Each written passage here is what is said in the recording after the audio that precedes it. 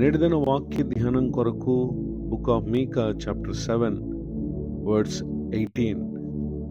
మీకా గ్రంథము 7వ అధ్యాయము 18వ వచనంలో రాయబడిన ఆఖరి వాక్యాన్ని చదువుకుందాం. ఆయన కనికరము చూపుట యందు సంతోషించువాడు గనుక నిరంతరము కోపముంచడు. చదవబడిన ఈ వాక్య భాగంలోని దీవెన నా ప్రియులకు మీరందరూ పొందుదురుగాక. వాక్య ధ్యానం కొరకై ప్రార్థన. ప్రేమ కలిగిన మా తండ్రి, మీ కొందనాలు. నేడు చదవబడిన ఈ వాక్య భాగం ద్వారా మాతో మాట్లాడి మమ్మలను బలపరచుమని యేసుక్రీస్తు నామములో ప్రార్థిస్తున్నాను తండ్రి, ఆమేన్. చదవబడిన ఈ వాక్య భాగంలో మన ప్రభువారు ఆయన మన యందు కనికరము చూపట్లో సంతోషించినటువంటి దేవుడు. వాస్తవానికి మన క్రియలు పలు విషయాలలో దేవునికి అవి కోపం పుట్టించేవిగా ఉంటాయి.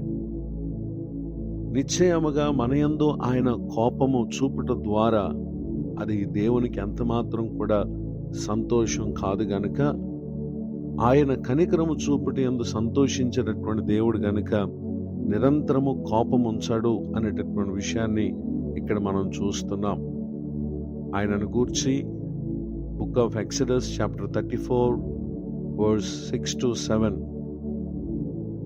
నిర్గమకాండము 34వ అధ్యాయము 6-7 వచనాల్లో రాయబడినటువంటి వాక్య భాగమందు అక్కడ ప్రభువారు మోషేకు తెలియచేస్తున్నటువంటి కొన్ని సంగతులను గురించిన విషయాలు అక్కడ మనం చదువుతాం.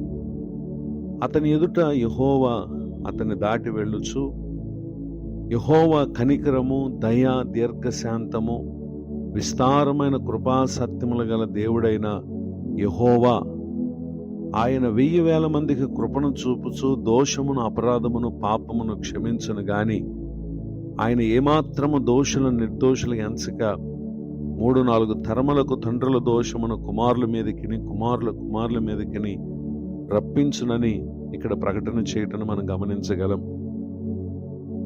ప్రతి వ్యక్తి తన పాపమును, తన దోషమును గుర్తించి ప్రభువునొద్దకు వచ్చినప్పుడు నిశ్చయముగా ఆయన ప్రతి ఒక్కరి పట్ల కనికరమును, దయను, దీర్ఘశాంతమును, విస్తారమైన కృపా సత్యములను కనుపరిచినటువంటి దేవుడిగా ఉన్నారు.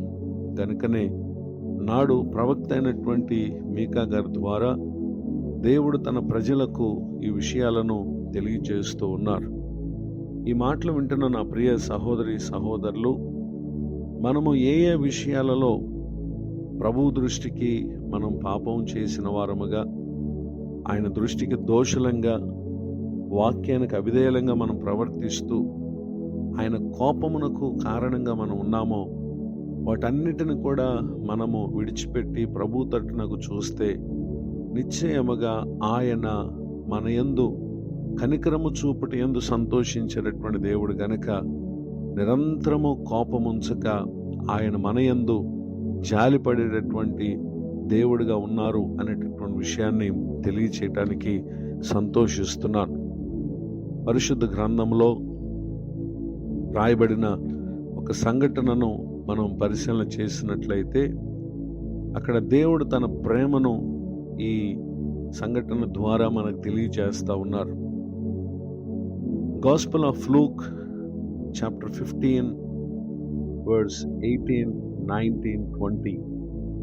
లూకా సువార్త 15వ అధ్యాయము 18, 19, 20 వచనాల్లో ఒక మనుషునికి కలిగినటువంటి 2 కుమారులలో చిన్నవాడు తన తండ్రి ఆస్తిలో తనకు వచ్చు భాగమును ఇమ్మని తండ్రిని అడిగి ఆ ఆస్తిని తీసుకుని అతడు దూరదేశమునకు ప్రయాణమైపోయి తన ఆస్తిని దుర్వ్యాపారం వల్ల పాడు చేసి సమస్తమును కోల్పోయిన తర్వాత ఆకలితో ఎంతో బాధను అనుభవించుచున్నటువంటి కుమారుడు బుద్ధి తెచ్చుకుని, నా తండ్రి యొద్ద ఎంతోమంది కూలివాండ్రికి అన్నము సమృద్ధిగా ఉన్నది, నేనైతే ఇక్కడ ఆకలికి చచ్చిపోవచ్చున్నాను. నేను లేచి నా తండ్రి యొద్దకు వెళ్ళి, తండ్రి, నేను పరలోకమునకు విరోధముగా నీ ఎదుటను పాపము చేసిదని, ఇక మీదట నీ కుమారుని అనిపించుకున్నట్టుకు యోగ్యుడను కాను, నన్ను నీ కూలివారిలో ఒకనిగా పెట్టుకొనుమని అతనితో చెప్పుదననుకుని లేచి అతడు తండ్రి యొద్దకు వచ్చాడు. వాడు ఇంకా దూరముగా ఉన్నప్పుడు తండ్రి వానిని చూచి కనికరపడి పరుగెత్తి వాని మెడ మీద పడి ముద్దు పెట్టుకొనుటను అక్కడ మనం గమనించగలం. ఆ క్రింద వచనాలలో తప్పిపోయి తిరిగి వచ్చినటువంటి కుమారుని గూర్చి వారు ఎంతో సంతోషించుటను అక్కడ మనం గమనించగలం. ఈ మాటలు వింటున్న నా ప్రియ సహోదరి సహోదరులు, దేవుని ప్రేమ భూమి మీద మనము ఊహించలేనంత ఉన్నతమైంది గనుక మనము ఆయన కోపమునకు కారణమైన క్రియలను విడిచిపెట్టి నిశ్చయముగా మన యందు తన ప్రేమను చూపే దేవుని తట్టునకు మనం చూచి ఆయన యొద్దకు వచ్చినట్లయితే ఆయన మన యందు కనికరము చూపుటలో సంతోషించేటటువంటి దేవుడు, నిరంతరము కోపముంచని దేవుడు, మన యందు ఆయన జాలిపడేటటువంటి దేవుడు. ఇట్టి దీవెనలకు నా ప్రియులకు మీరు అందరూ కూడా పాత్రులు కావాలని హృదయపూర్వకంగా కోరుతూ ఈ మాటలు ముగిస్తూ ఉన్నాను. ప్రార్థన. ప్రేమ కలిగిన మా తండ్రి, మీకు వందనాలు. నేడు విన్న ఈ మాటల ద్వారా నీవు దేనిని బట్టి సంతోషించే దేవుడవో మా విషయమందు నేడు విన్న ఈ మాటల ద్వారా మీరు మాకు తెలియపరిచినందుకు స్తోత్రం. మీకు ఆయాసం కలుగు చేసేవారంగా కాక మీరు మా ఈ విషయమై సంతోషించున్నట్లు మా ప్రతి పరిస్థితుల్లో నీ తట్టునకు చూచి మీకు లోబడి మేము జీవించి మేలు పొందటానికి సహాయం చేయండి. దైవజనులను, వారి కుటుంబాన్ని, సేవా పరిచరణ దీవించండి. కృంగిన వారిని, దుఃఖితులను, వేదనలో ఉన్న వారిని జ్ఞాపకం చేసుకుని ఆదరించండి. నేడు పెళ్లి రోజు మరి పుట్టినరోజు జరుపుకున్న ప్రియులను నూతనమైన మీ దీవెనలతో ఆశీర్వదించమని యేసుక్రీస్తు నామములో ప్రార్థిస్తున్నాను తండ్రి. ఆమెన్. తండ్రి, కుమార, పరిశుద్ధాత్మ దేవుడు తోడ నడిపించునుగాక. ఆమెన్.